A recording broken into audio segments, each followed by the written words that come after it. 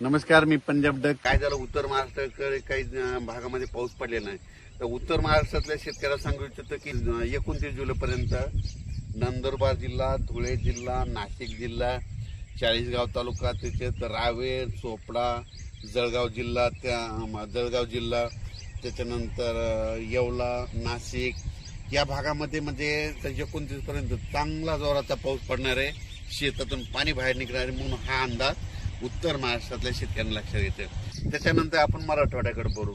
मराठवाड्याकडे सांगायचं झालं तर लातूर जिल्हा, धाराशिव जिल्हा, बीड जिल्हा, परभणी जिल्हा, जालना जिल्हा, संभाजीनगर, नांदेड, हिंगोली या जिल्ह्यामध्ये 28 पर्यंत चांगला दुपारनंतर जोराने पाऊस येईल. सरी येत राहतील.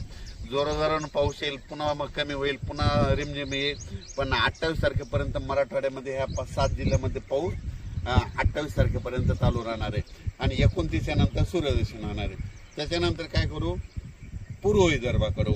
पूर्व विदर्भामध्ये वर्धा, नागपूर, भंडारा, अमरावती, अकोला, बुलढाणा, त्याच्यानंतर वाशिम, यवतमाळ या भागामध्ये 29 1-2 तारखेपर्यंत ह्या पट्ट्यामध्ये पूर्व विदर्भामध्ये ह्या भागामध्ये पाऊस असणार आहे म्हणून हा अंदाज लक्षात येतं. विदर्भातला पाऊस जरा 1-2 तारखेपर्यंत तिकडे मुक्कामच राहणार आहे म्हणून विदर्भातल्या शेतकऱ्यांनी हा अंदाज लक्षात येतो. थोडंफार काय होईल, 28-29 नंतर ऊन पडेल, पण थोडा पाऊस विदर्भात ते चालूच राहणार आहे म्हणून हा अंदाज लक्षात येतो. त्याच्यानंतर काय सांगायचं झालं तर पूर्व विदर्भ, पश्चिम विदर्भ, दक्षिण महाराष्ट्र, उत्तर महाराष्ट्र, कोकणपट्टी, खानदेश सगळीकडे आज म्हणजे असा रिमझिम पाऊस सुरू होईल. कुठं जोरात येईल, पुन्हा कमी होईल, पुन्हा जास्त होईल, पण हा पाऊस पडतच राहणार आहे. आणि कोकणातला पाऊस मात्र जोरानं पडणार आहे हे म्हणून लक्षात घ्यायचं. अचानक वातावरणात बदल झाला तर लगेच एक मेसेज दिला जाईल. धन्यवाद.